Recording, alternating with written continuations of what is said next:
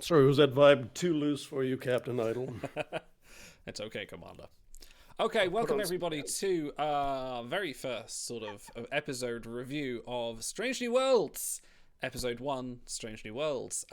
We have all just come off straight watching this, and we're going to kind of give our thoughts and episode review and what we think, and, I think we'll be doing this week to week, so, stay tuned. Spoilers, obviously, for the entire episode, and also spoilers for some of Disco Season 2 as well, so be warned if you've not caught up on that yet, you might, maybe a little bit, not much, you can get by without it, but, guys, what do we think of this first episode? Well, let's start from the top. Let's start with the big one, the thing that was revealed about a week before the episode. What do we think about the title music? The opening introduction, the thing that brings us all round to saying this is the new serialized episodic, sorry, not serialized, episodic television show of Star Trek history. Buzzwords, buzzwords, buzzwords. Narrative foibles. It's alright. It hasn't made an instant impression on me yet. The most recognizable parts of it are the bits that I cribbed from previous themes, but Yeah. it took a little while for me to warm up to Discoveries. Picard's I instantly liked, but I'll give it a bit of time. I like the introduction sequence more than I like the Yeah. music at the moment. Everyone, I mean, if this had been shown in the theatre, as soon as Pike said space, everyone would have just got up and cheered and went, he said the line, They were sort of very much from the start addressing it to say, like, yeah, this is what we're doing. Like, this is very much a direct, here's the address. They're going to speed it up and add symbols by season 3 anyway, so enjoy the slow version while you can, And folks. guitar solo somewhere in there. Mind. All right, so should we go? So through? my Yeah, go on. my 3-second review. There were new worlds. They were strange. 10 out of 10. They were somewhat strange. I don't know if they were strange enough. It could have been stranger. They were very human, very relatable. I think we're on to new worlds, not necessarily strange ones. But yes. So This was very much an original series, go down and straighten the Absolutely. Nazis out episode, so... Yeah, I think I've said this before, but it's like we've got a firm hand on the tiller. This is exactly what you're looking at. yeah, As a statement of what they want the series to be, it's pretty strong. This is a pretty, you're putting yourself out there and you're saying, don't worry, this is going to be very much in the style of old Trek. Speaking of firm, what did you think of Ethan Peck's buttocks? Oh man, they were supple, weren't they?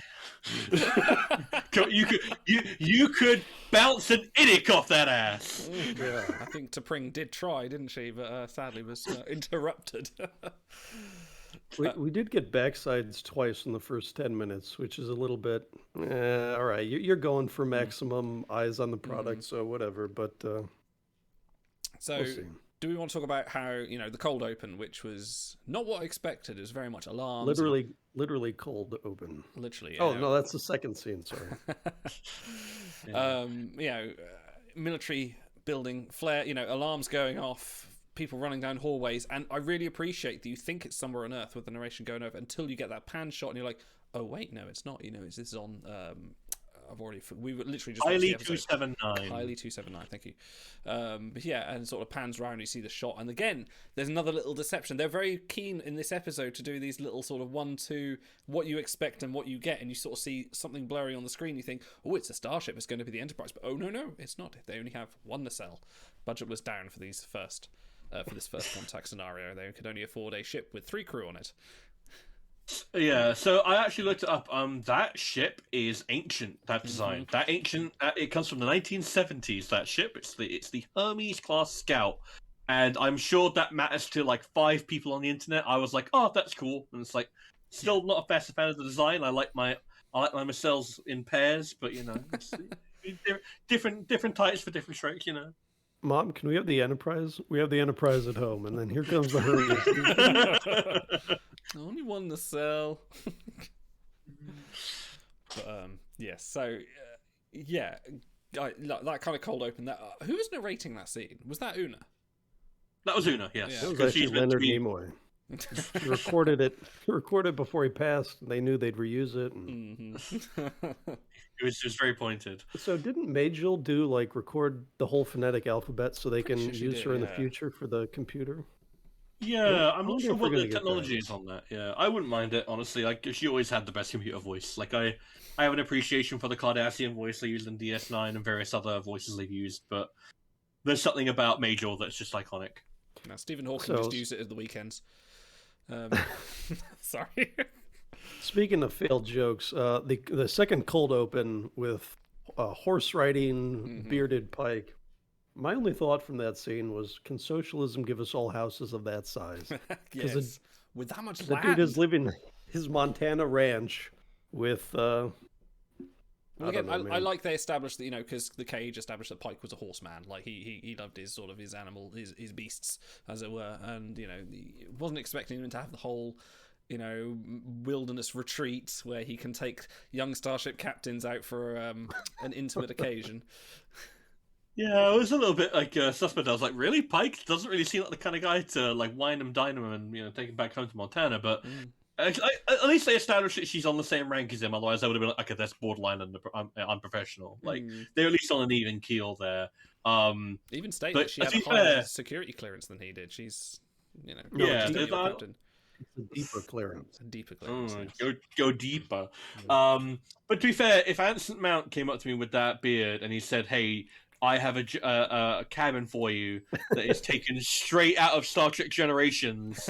I have some Katarian eggs and some dillweed. Do you want to come back home?" I'd be like, you know what? I kind of want to, it's not professional. I'm not usually a first date kind of guy, but be it. It's Anson Mount. There are a lot of people Which- that are impressed with Anson Mount's very wiry beard. So that was sort of the exposition for Pike. What happened to you? Why are you not in the Enterprise? And how are we going to get you back? So it's kind of hard to do with one person. The inner monologue thing doesn't always land. So they introduce someone. I don't know if we'll ever see her again, but just kind of to set up what's happening with Pike. That made sense. There's a lot of that this episode. There's a lot of talking for the audience through another character. It happens later on sort of several times. And I appreciate in this context, like it does work. Like sometimes it can be blaringly obvious as like, this is just explaining for the people that don't know. But I think it had a nice extra edge that, that was explained nicely.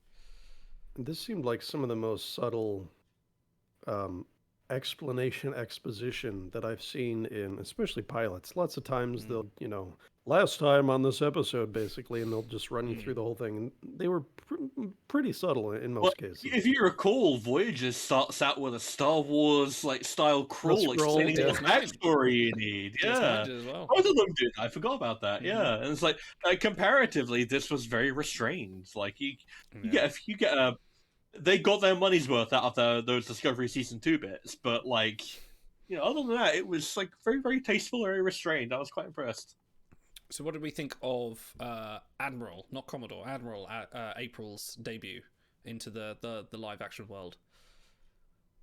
I think you had mentioned while we were watching Idol, it seems like possibly Pike would have been his first officer. There's Yeah, I definitely kind of some got that feeling that he said, like measure another of, first officer of mine, and you sort of see a Pike give him a look, like I almost inferred, and you kind of want to see what that relationship was like, don't you?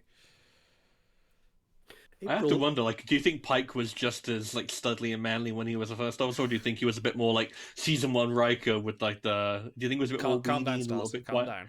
No, I had to think about it. It's worthwhile. So he did the reverse Riker. He used to have a beard, but then he shaved it off when he became captain, and then the show really took off. Well, that's where all the volume for his hair comes from. It transfers from the beard upwards. Dude, they really pumped it up this season compared to Discovery. They proper added another inflated. inch on that puppy. Yeah, like multiple cows had to lick that hair to get the desired effect. I didn't realize as well, but I was watching a scene back from Discovery, and he's a lot less grey in Discovery as well. Like he's aged horribly in 3 months. Like, Well, seeing your own death and That's disfigurement will true. do that to you. no, very true. Especially if you're seeing the reflection of your ghouly self in every reflective surface.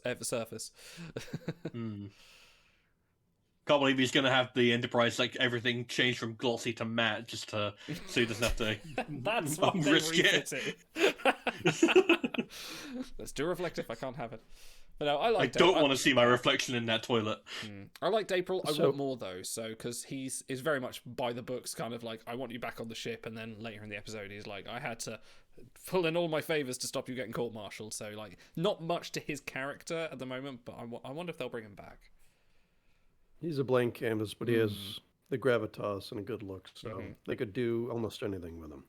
He is a plausible captain of the Enterprise, which is kind of what I wanted out of him. Like like you said, I wouldn't mind seeing more of him, but I'm actually kind of curious about that, like how much of Starfleet interfering in things is going to be, because that wasn't really a thing in TOS. Like you'd have link ups with Starfleet every now and then, but sometimes you'd go entire episodes without mentioning it. So. Yeah. In the interest of time, can we skip the starship porn scene and go to the No. actual porn scene? No, it was okay. It was a flyby of the Enterprise. I'm happy with that. Although I think we all commented on why he beams from the shuttle to the Enterprise instead of just docking. I think Yeah. my theory was he just really didn't want to be around that ensign. It's just like this is really awkward. I'm just gonna beam out. She's asking me questions. I can't handle this. She's looking at me weird. I can't be vibing with that. I like the scenes when they take their time, even if they had docked right then and had them just walk into the cargo bay and do the introductions there, and you know, captain on deck and blow a little tin whistle or whatever. I like that whole, A little bit of pomp and circumstance goes a long way. Yeah. They almost did. especially since they had to drag him kicking and screaming out of pseudo retirement for it.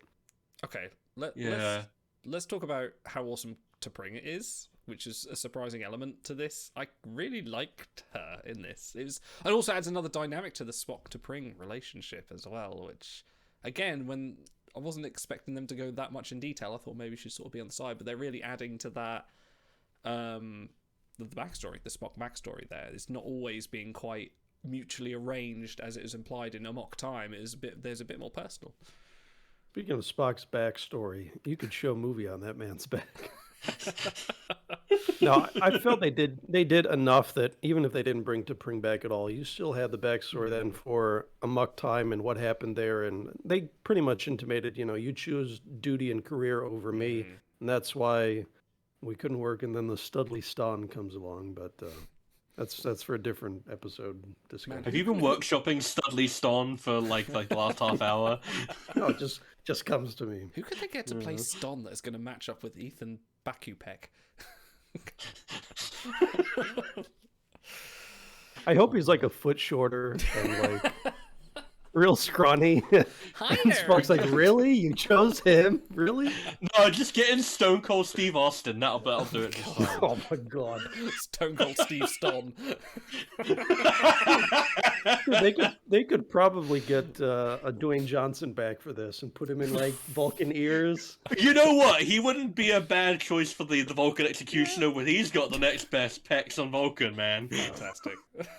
No, he'll be president by the time they film that scene, so forget it. But again, Yeah, not I really. like from this whole scene. I liked how a lot of the dialogue inferred things were going. You know, what inferred things were happening without outright explaining it. You could read from the expressions from T'Pring being, in a Vulcan way, very annoyed at what was happening without, you know, even the Frosty, little sarcastic. I love the joke that was also a sarcastic comment when Pike rings up and he goes, "Are you naked, Spock?" And then T'Pring's like, well, he was about to be, and like that was so deadpan delivery was brilliant, but also gave you everything you needed to know about that interaction. It's like she's pissed, he's in trouble.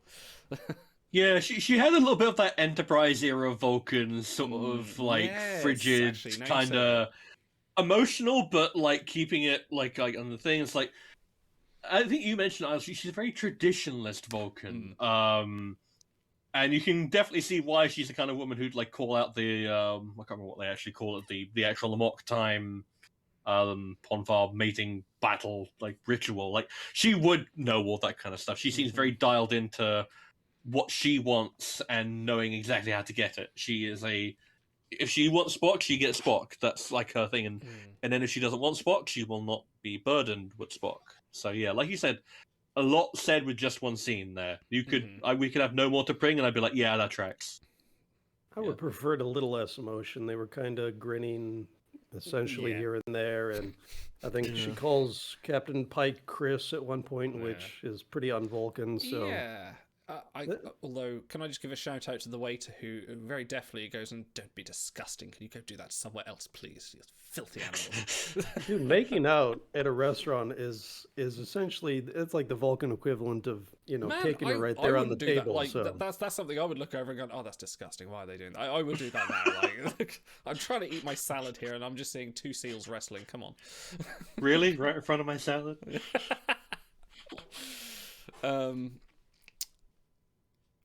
So can we talk about the actual star of the show, Pike's quarters are Yeah. they are nicer than my entire house. Yeah.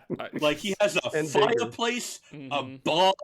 He Yeah, has he's a got a- bottle of Saurian brandy He's ready to got a fully go. stocked bar. And it's not even in the other room. It's like right in the middle of the room when you walk in.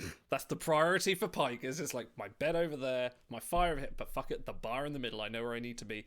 And I think Stars. I think you commented on like this. I think we're skipping ahead a little bit, but the whole interaction with Pike and Spock at that moment was very much Pike and Boyce in the cage. He's having a conversation over a drink, and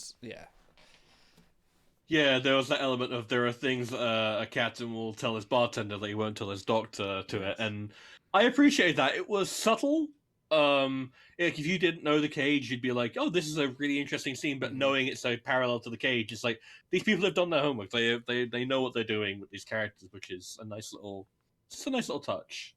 So we had Pike and equal level Captain exposition when he is making her eggs or whatever early on.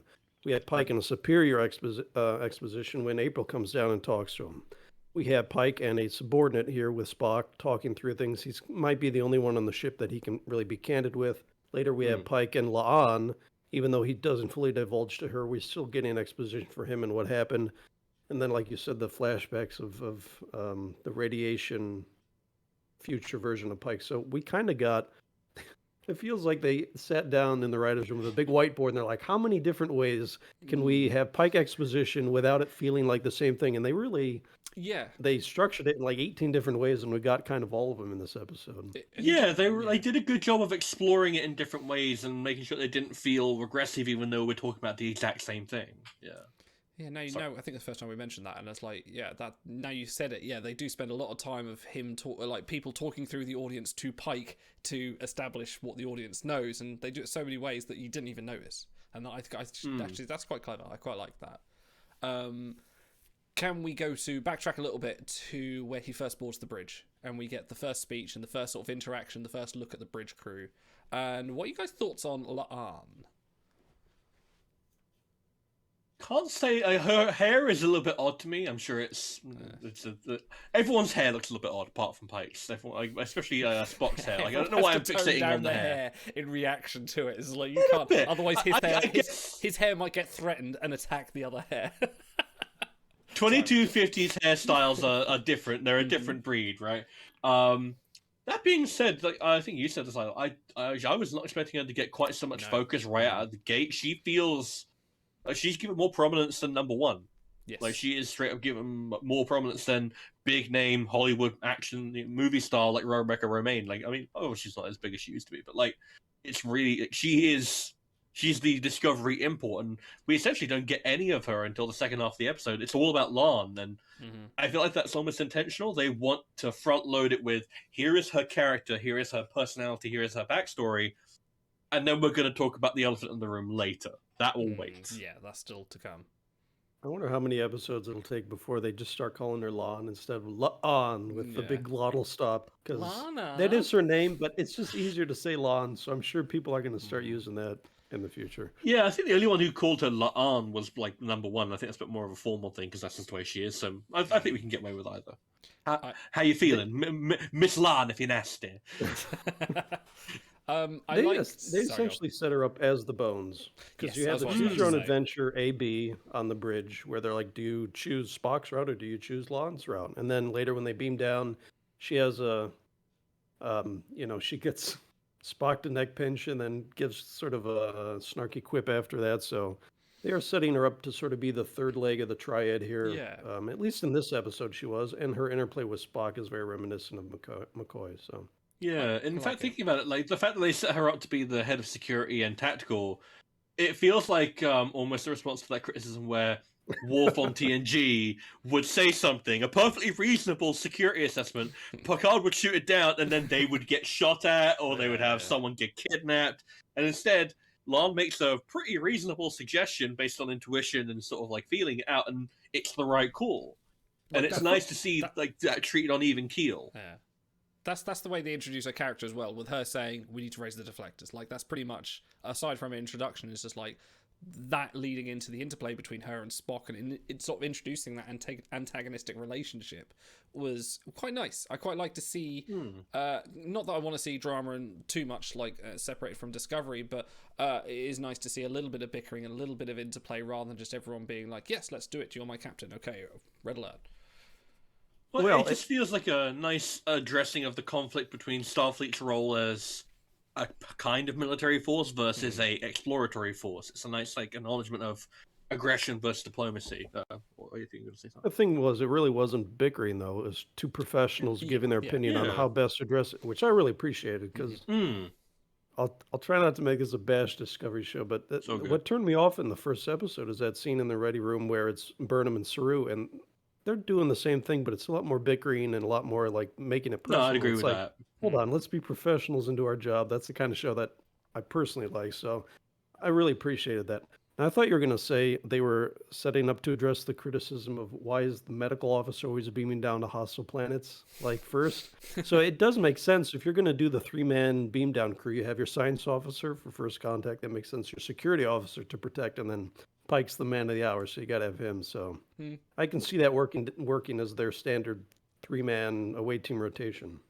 Yeah, I definitely wouldn't mind it. It's like Una would also be a perfectly acceptable sub in for Pike, and you can see it that depending there's a lot of ways you can make this landing party make sense. Like you'll always have that Star Trek criticism of why do you always send the bridge crew down, but you have a nice counterbalance of personalities and skills here that I don't feel anyone would be out of place on an away mission. You can't imagine them sitting on the bridge and just kind of going, "How you doing down there? We're fine, mate. All good. All right, great. Episode over." Anyway, sorry. I just want an episode where Pike's getting his hair done by a Bolian barber, and that's why they have to send Una down instead. Like she has to lead the away team because he's like getting interfered. He's just the barber's just sweating, just going, it's going to take hours. Giving it all she's got. Was that how right, if we can jump ahead a little bit in the interest of time. I think we all agreed we love the pilot. I think Idol said this may be your favorite pilot of any of the treks. I really like it. Struggling to think it's of really strong. Yeah, it's so strong. Like if you just compare all the pilots compared to each other, and I'm just like, I can't. I maybe, Emissary stands strong for me, and that might be the only one that's a contender for me. So Emissary has the advantage of being a two-parter, so like it gets to exposit. But in terms of like efficiency of storytelling and setting out a mission statement for the series, I think this is absolutely the best pilot Star Trek that I've met as well. Yeah, we did mention one of the later scenes where it's La'an and Pike, and they're basically doing exposition for both of them at once in sort of a parallel trajectory. You said it was efficient, didn't you? Yeah, it is. It's very efficient because. You have 60 minutes, I guess it's 40 minutes and some with commercials to get everyone in on that first episode, make an impact. So, but the one thing I will shout out that I didn't like was the friggin' eye salve thing. Okay, yeah. So they were genetically modified and they need to pass through security, but Spock's modifications are wigging out because he's a hybrid. So, in order to fix this, to get him past security, they have Transporter Chief Kyle lock on to a man's iris from thousands of miles away and like beam this stuff directly onto his eye so they can pass the retina test. I'm like, hold on, just because you can do something doesn't mean you should do it. It was a little bit too easy, win button, press the button, and then it's like future tech. And, not everything needs to be TOS, but what I would have liked to see is, okay, so Pike steps in, buys some time, does the song and dance, gives his explanation, they bluff their way past the guards. And that then, Pike comes out looking a little bit smarter and a little bit more resourceful from that. And this way, I don't think really helped anyone. It was just like, all right, we'll create a problem and then solve it with some future technology that if we don't use later, we'll feel a little weird. Well, I feel like in a way it was meant more to set up the resourcefulness of Mbenga, Chapel, and Kyle, because they are like, if you cut out this section, essentially, they would have like no role in the episode apart from one sick bay scene. I feel like that would be an underuse of their talents because they are all like really fun characters. That being said, I do agree with you. It is a little bit stretching the credibility. This is an O'Brien style move. This is like a Yeah. if you told me O'Brien did this, I'd be like, okay, fine, that's a little bit silly, but maybe. But having Kyle do it on his first episode, and essentially for for very little gain out of it, it's like, yeah, like Kyle seems like he knows what he's doing, but it's like, did you really have to do it onto the iris? Could we not have just the whole Yeah. sequence between we'll get onto Mbenga and Chapel in a minute, but like the whole sequence between when they kind of come up with the cure or come up with this sort of dilemma to the cure to then rushing around was all a bit rushed, and I struggled to follow along with what Chapel and Mbenga were actually doing. So they'd like talk about one thing and then the next thing, and then all of a sudden there was a transport involved, and I got the chase, but then it was all a little bit rushed, and it wasn't until we just watched it now with subtitles that I was kind of like, oh, okay, that's what's happening. So I kind of a little bit of loss of focus there, I think, for the episode. So yeah, I do agree with the auto. That was a bit of a stretch, but also like, but transporters have always had this sort of like, we can do it this episode, but we're never going to reference it again, or do it in another episode. So like, it's not uncommon for Trek to do that, but yeah, I do agree with you. Is maybe a bit. Or maybe this will become Kyle's signature move. He's just really good with transporting things. He'll be able to never stop. transport sunglasses onto people's eyes, and then he's like, It'd be a practical joke. Did you just beam some cream on my eye? Oh, for fuck's sake, Kyle, stop it. No, he puts the fake glasses and mustache on Pike when he's beaming down for an important function. Yeah. I mean, Voyager's pilot had tricobalt devices that were, I think, Yeah. mentioned like once ever again after that. So Why was Voyager carrying that? That's so weird. in case they came across a caretaker raid, dude, you got to be prepared. And they also gave the Kazon a vat of water in the desert. Like, that isn't going to be a problem later on. So, like, here you go. Here's your 3 days worth of water. Fuck It was you like a off. Starfleet issue giant vat. It had like their labels on it and everything. I'm like, really? Postal address, where they're Yeah. headed, full complement of crew. No wonder they fucking got taken over. Plot twist, that wasn't actually normal water, that was the latrine. All right. So all that's what Neelix was bathing in. All right. There you go. right. It's my leftover bubble. Anyway. Okay. Anyway. So backtrack a little bit. Mbenga and So Chapel. let's recap Voyager's pilot while we're Okay, at fine. it. Why I not? thought We'll the best part no. about that. Save it for the ranking of the pilots. We'll do that at some point. Mbenga and Chapel. Good introductions. Yeah, liked Mbenga. Thing we could have got, maybe we'll get more of Mbenga later. Is sort of a very much a short introduction for him, wasn't it? It was very much like, I know you, Chris. I'm this kind of person, and he's already got this rapport with Chapel, so didn't get too much on him already, so not much to say there, really, I don't think, unless you guys can expand more on it. I wish they had a secret handshake. They just kind of hug. But what if they did like a, Well, they kind of had the ranch dressing line, didn't they? Oh, the dep. Yeah. I would have liked that. A sick 5-minute handshake or something, you know.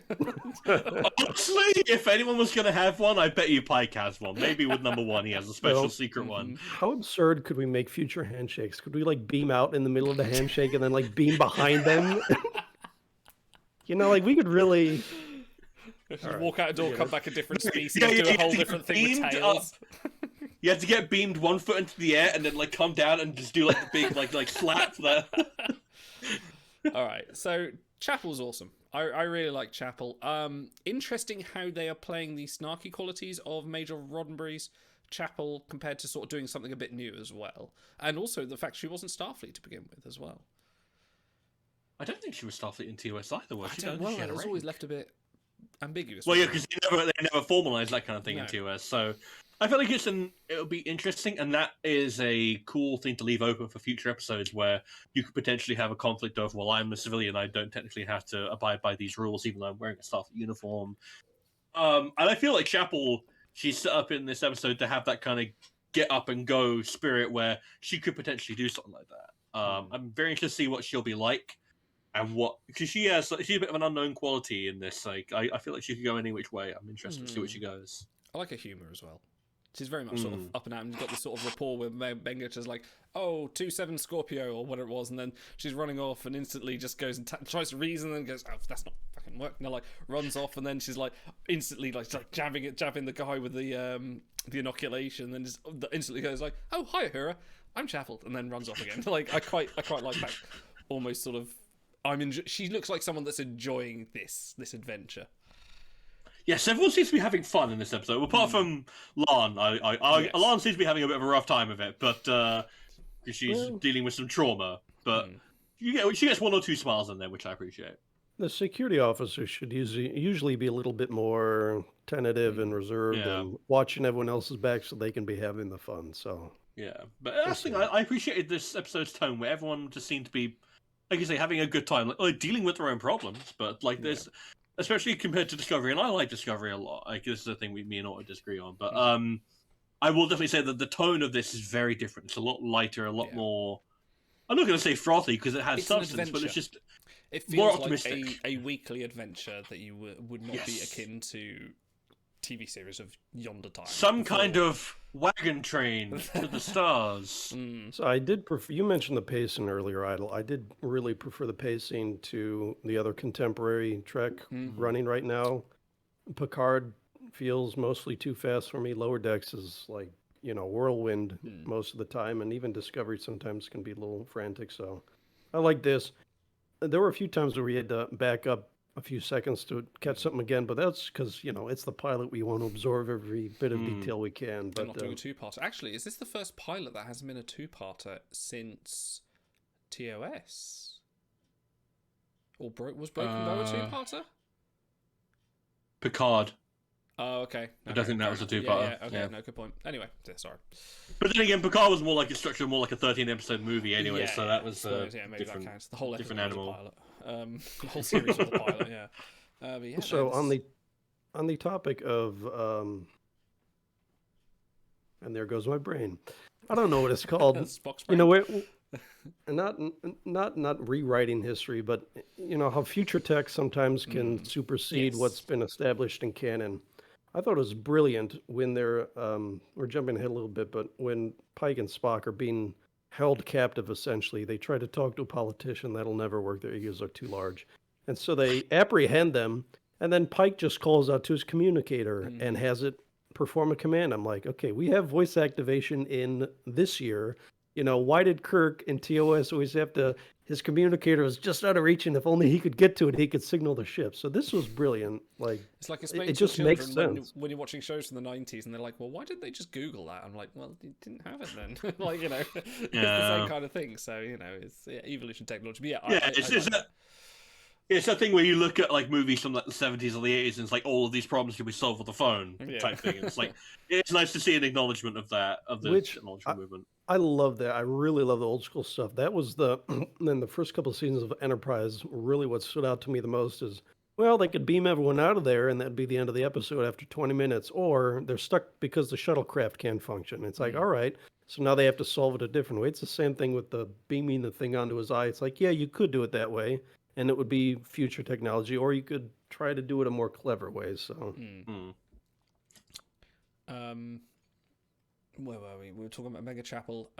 What about the overall plot? Let's talk about the situation with the Kylie residents and how they observed, essentially, and again, they observed the battle that happened at the end of season 2 of Discovery, and within 3 months developed a warp bomb. I think also you said you felt that was very much unrealistic, and like, since you explained, I'm thinking actually 3 months for them to develop some sort of warp technology to get on the radar of the Federation to send then Una, who the workaholic, on a starship, it does feel like a very tight time frame, doesn't it? That was Star Trek 2009, where they go from Earth to Vulcan in about 3 minutes. I'm like, well, hold on a second. Like, I know you got to tell the story, but let's still pace things realistically. But I think if you don't sit down and pace it out in your head, for most viewers, it goes right by them. So it's not terribly egregious, but that's fine.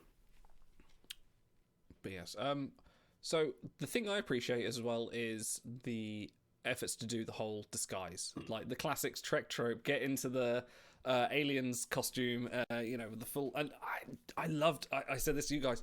Okay, Pike and I nearly said Kirk thing. Pike and Spock went down looking like how you'd expect them, but La'an looked like a proper next generation. Like, she was the character, like you say, like Star said, like she hitting onto Riker in the episode First Contact. She had the proper look of someone that was an alien resident. I loved that. Like, she really fitted that role. I thought, this is great. Like, at the moment, I thought, oh, actually, yeah, no, this character's a great fit for the show. She's really got that look for It worked best because they established her as a Yar type, serious female character first, and then if you want to do the beehive and the skirt or whatever she was wearing, that's fine. Yeah. Yeah, in fact, I thought that was really an interesting, like, little stylistic nod to the origin, because this is just another TOS. This is like a collection of Star Trek tropes, but done well. And they acknowledge that because all the Kylians, like their style, especially the hairstyles, are very 60s reminiscent. Like you get sort of that beehive, you get some very like, long flowing hair. These are not, like the kind of hair I would go outside and see nowadays. Like this is very styled 60s thing, and I appreciate that kind of leaning on the fourth wall of, we know this is a 60s trope, but we're leaning into a little bit, and I kind of appreciated it. Like, if you had said this was like Assignment Earth, and it was like Kirk and Spock doing the whole McKinley rocket base, I'd be like, yeah, sure, makes sense. Yeah. So the main thing, the main allegory for this episode is that their planet is kind of going through the stuff that we may be going through. It's a very contemporary episode, very TOS reminiscent, very TNG almost as well. Very much look at, hey, here's our planet round about 2022. This is what it was like, and this is what kind of happened, and this is what you're going through, which is, again, another classic Star Trek trope. But again, it's done very well. It is done, I think, a modern take on the original series. And I felt that was very well done, because it's hard to imagine, in my head, after sort of watching sort of like all Trek and sort of like TV show that is nowadays, how to imagine how they would do it now. And honestly, kind of knocked out of the park a little bit. I was quite impressed. Yeah, I kind of appreciated. I think also rather you kind of said this was that, like, this was very like kind of indulgent. This was a little bit sort of on the nose. This was very this is almost exactly how TOS would have done it, but it does it with such sincerity and with such genuineness, and it is an anvil. It drops an anvil on your head of, hey guys, think about what the current state of the world. But that comes from But Pike. Pike absolutely delivers it. I think that's his personality, and his way of addressing this, with Anson Mount being the phenomenal version of Pike that he is, to deliver a grounding, well done speech to make, because we're all in love with Anson Mount anyway. Like, so him to deliver that speech to us is just like, it makes us kind of go, oh yeah, that fits. I think that's 50% of it. Yeah, that's the thing. Like, it is very much just like, this is a kind of a stock plot and kind of a stock scene, but it's just done so well and with such obvious affection for the ideas of TOS, of cooperation and peace and diplomacy, that like it worked. It just I didn't feel condescended to. I felt like this was like trying to speak to me on an equal basis and just trying to ask for something of me, and I was like, I appreciate that. There have been moments in some TV shows, not just Trek, but some other TV shows, other sci-fi shows as well, that are kind of they try and make it a bit too, I can't think of the word, but very obvious. They're saying, we're talking to you through the audience, through the screen. We're being very much. I cannot verbalize what I'm trying to say right now, but you know what I mean. They're breaking the fourth wall. Draw a picture. Yeah, exactly. Yeah, they're trying to sort of like show don't tell sort of kind of thing. They sort of straddled the line, and it's very tricky because you can't please everyone. They sort of straddled the line between it's the show don't tell kind of. Discovery's gotten a lot of flack for being too saccharine, where they stand around and do, we're Starfleet, that's why we're going to do this, and they pretty much did that too. But they're doing the TOS style, the morality play where you wrap it up at the end of the episode by saying, all right, this is why we're out here, we're supposed to be representing the best of humanity and this and that, and it could land, it could not land. I wouldn't blame anyone if they didn't like it, if they thought it was too on the nose, because I can see that. But it's also the pilot, and it's a tone setter. So if they're doing this every week, maybe by episode 4 or 5, it's going to get a little old. But if you're doing this because you want Pike to have his moment in the council chambers and you're launching the pilot, then that's fine. So, it gets a pass. Most things get a pass in the first episode, and we'll see where it goes from here. Definitely. Absolutely. That being said, we have to talk about the most important thing of the episode, which is Kirk's mustache.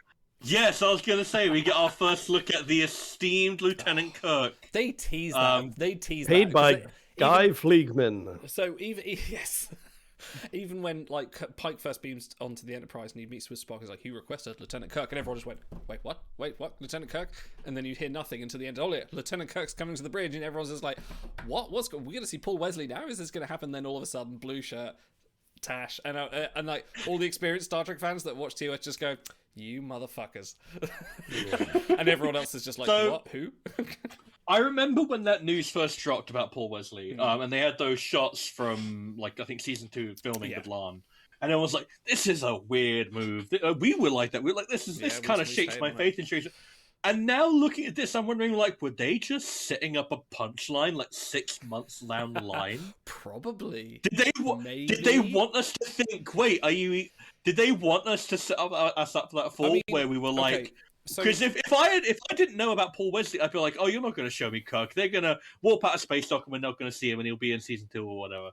But knowing that Paul Wesley was on the cards, I was like, wait, really? We're gonna. So Samuel Kirk is also going to be recurring. We're going to see he's not just going to drop for this episode and go away. He is actually going to be in future episodes. So I think it's a little 50-50. I think there's a bit of like, we want to do the Kirk tease and then bring this up and also establish maybe a bit more backstory. And maybe there's sort of like a double-edged sword on this. Like they're going to do a bit more into Samuel Kirk, Kirk's brother, who has been nothing more previously than William Shatner lying on the floor in a bad tash until now. Dude, that was such a good payoff though, because if you're a hardcore Trek fan, you know exactly, you can remember in your mind exactly what it looks like when Shatner is laying there, face turned away from the camera, but you see the mustache, like, and as soon as you see this mustache, it's like, oh my god, of course they did that.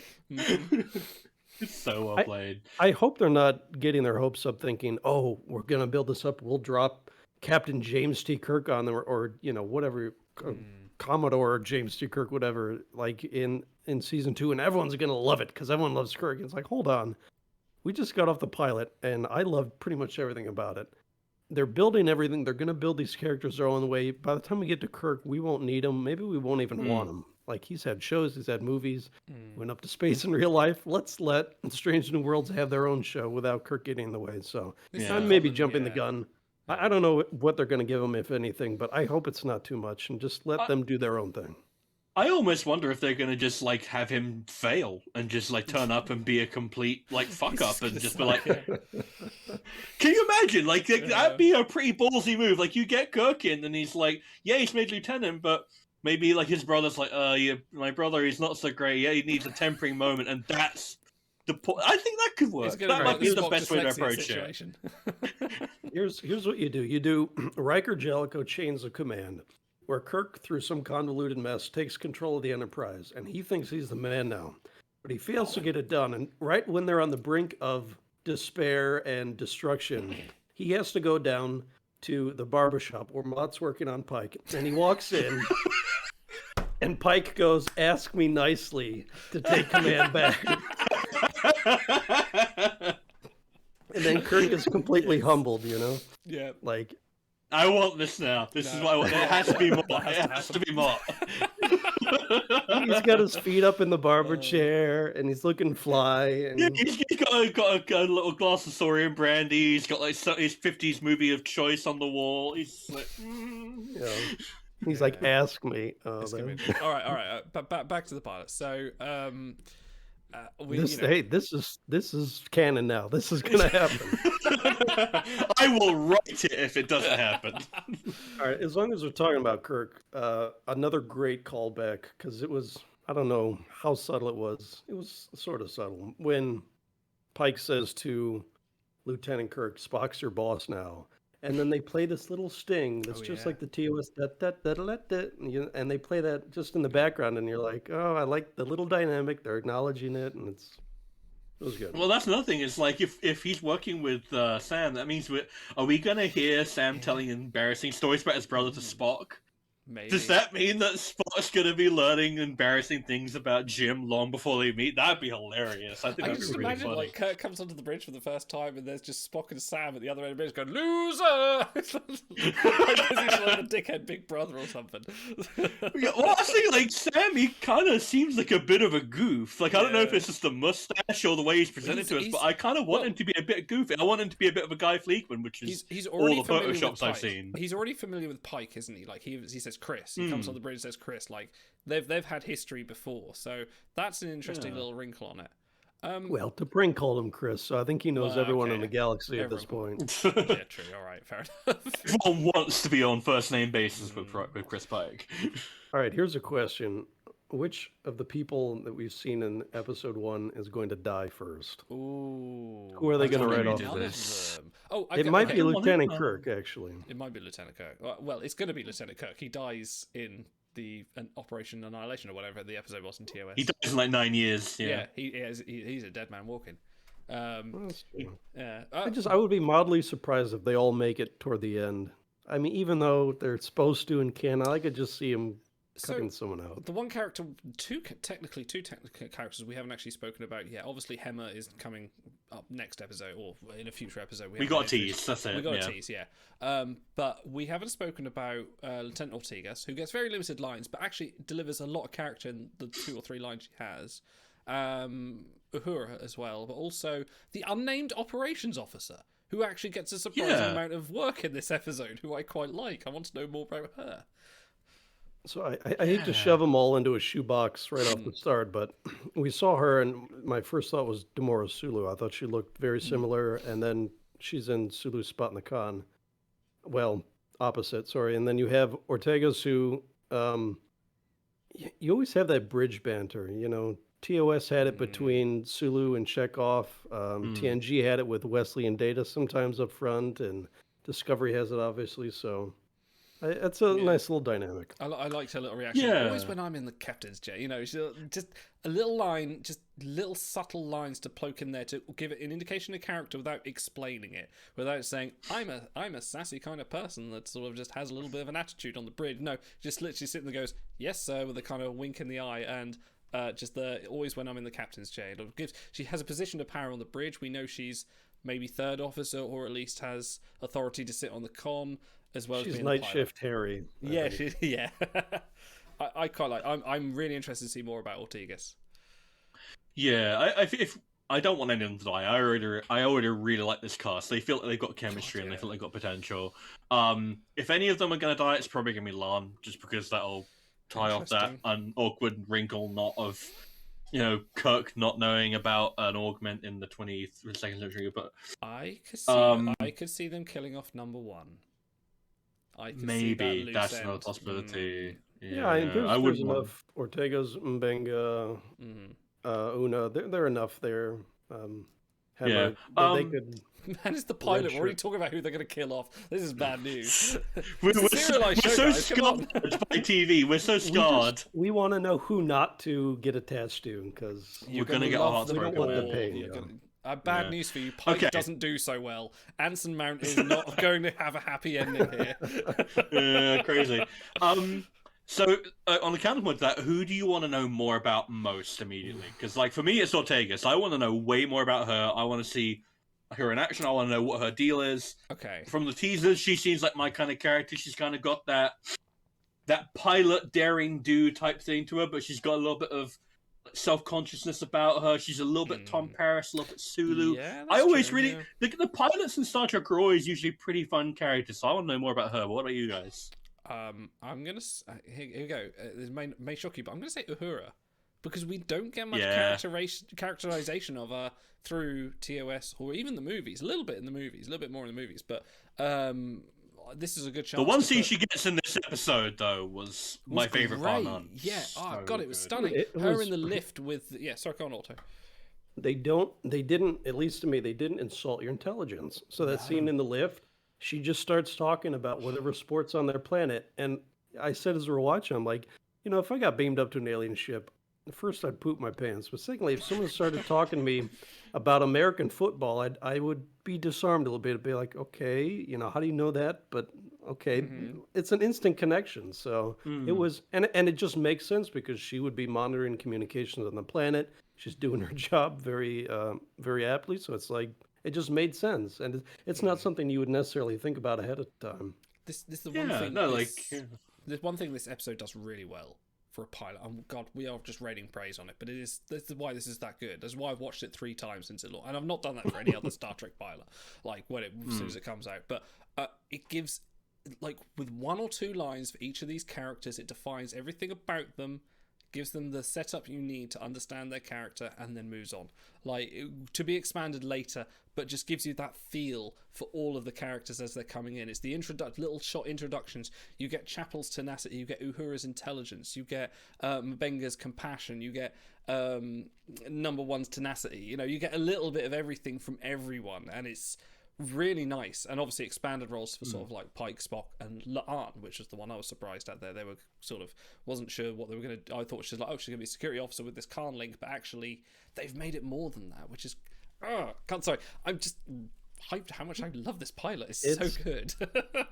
It's good to be excited about. It stuff. is. It is. Also, what about you? Who's the character you want to see most developed? Infinity percent Mbenga more than everyone else combined. Wow. I loved him on TOS, and the two traits that really jumped out to me from then that I hope they carried over was confident and there goes my brain again. We're recording this almost at midnight, so just that he knew what he was doing. The big scene that everyone remembers is when Spock, he has to wake out of a coma, and he grabs him and he just starts wailing, slapping him left and right. And it's like, how many people can get away? You only do that if you really know what you're doing. So, like you said, his first line, you know, the house dressing and the voice, dude could read me the phone book. It's like everything about this character is like, it's the mystery. It's the, you know, maybe this is the pre-Bryce where he's still going to be the de facto counselor of the ship, with his compassion and his insight. And, you know, you already have probably all the different conversations that can happen in sickbay when people are at their most vulnerable. So there's so much mystery there, and this is not a character that we have a lot on, so they can go any way they want with him. And the actor really grabbed me right away. So can't wait. Yeah, especially because like, I'm thinking through it now, and I can't think of a single doctor in Star Trek. Like, the medical officer is almost always one of the best characters. Like, you think McCoy, you think Phlox, you think the Doctor, you think like Crusher and Pulaski. You have that's a debate you can have. You know, like Bashir came into his own. Like, they're always fun characters because you say is they always have that compassion, and empathy, but they always come at their problems in different ways. And I'm really interested to see what Mbenga comes at the Enterprise crew with. I really want to see more of him.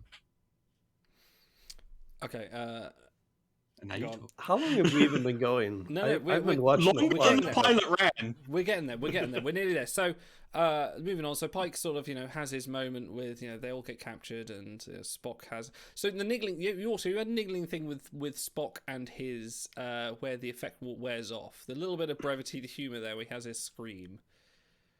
Yeah, so I'll just say that the only time I rolled my eyes during this episode was the beaming thing right on the eye.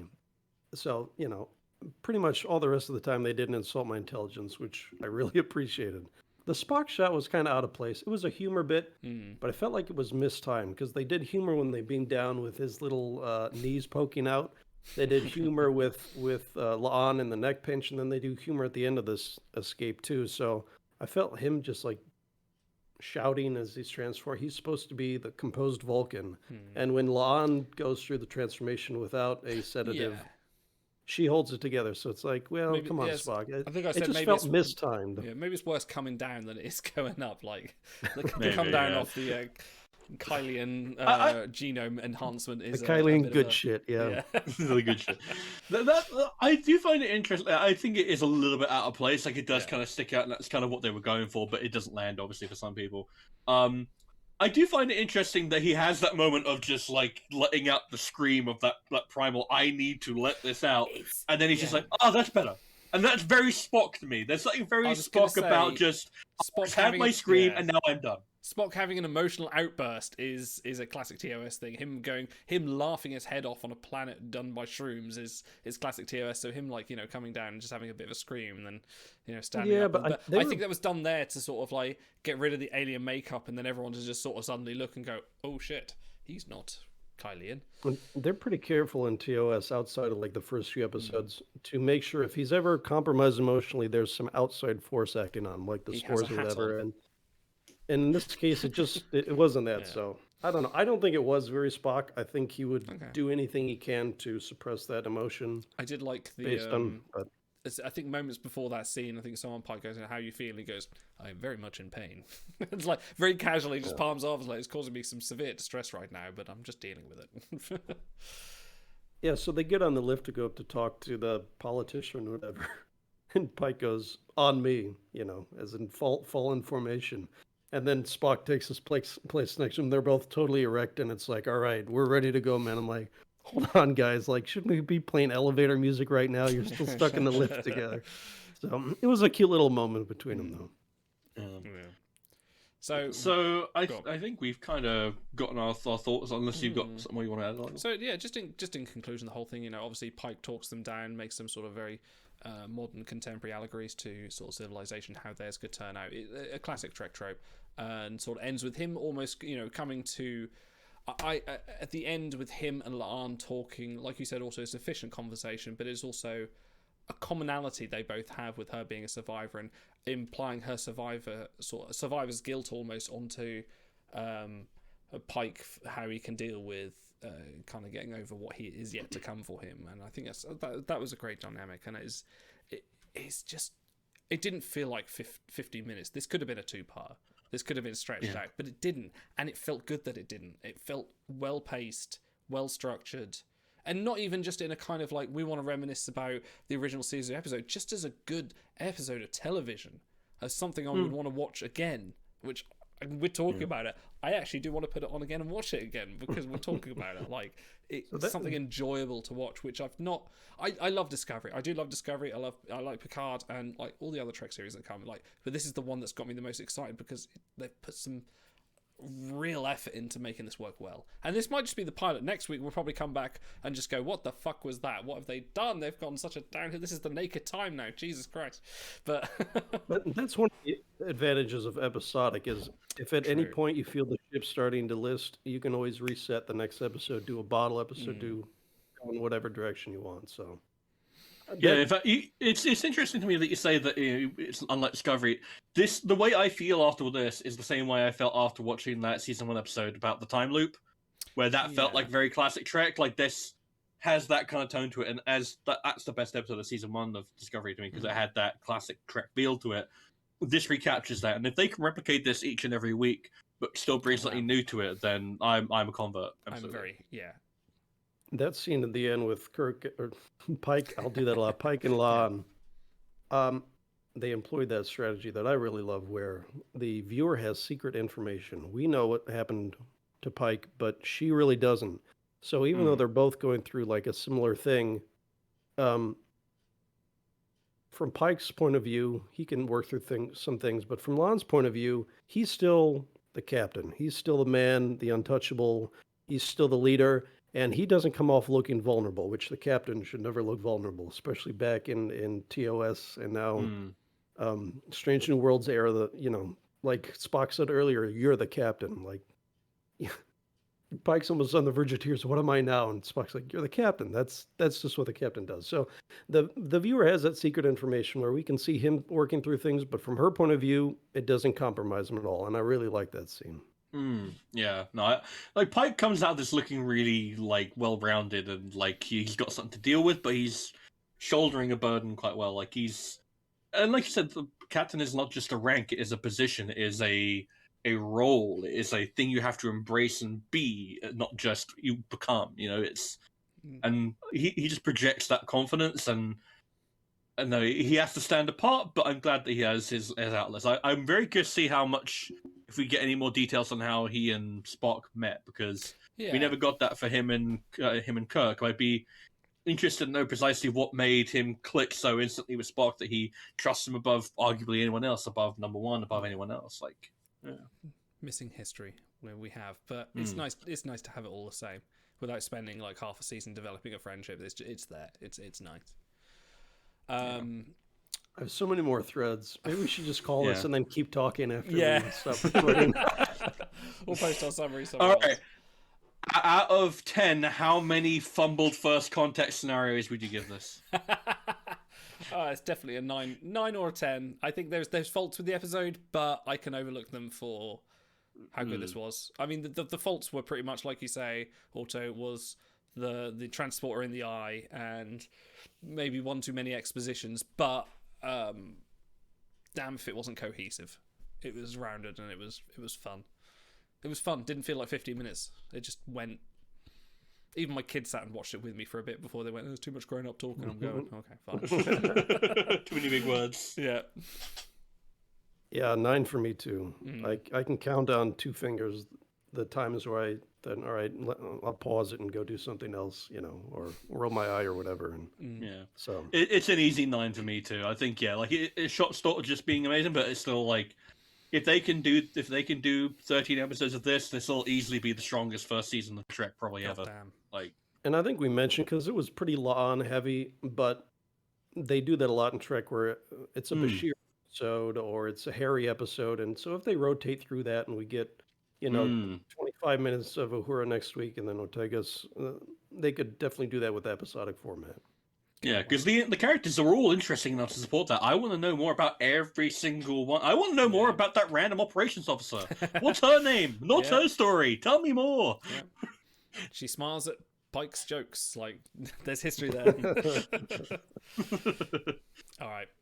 This has been fun, guys. We'll do this again next week. Looking forward to it. Very much look forward to it. See you then. Ta-ra.